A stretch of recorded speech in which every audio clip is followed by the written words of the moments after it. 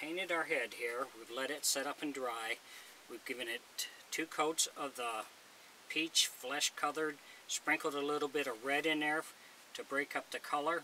So now we're going to go to hand painting.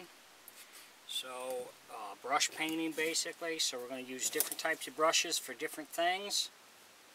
So this works good if you want to do like you want to spritz some paint on there or sprinkle it on. That's good for, like, we'll use some brown for like age spots. You can use it in the ear to put a little pink in there.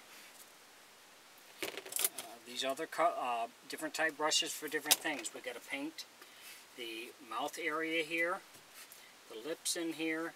We want to paint our slits where our eyes are going here.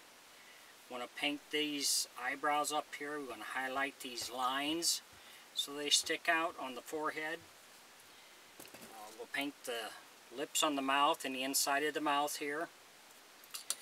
We'll paint the fingernails on this guy. We'll highlight the cuts in here for our wrinkles in our fingers and stuff.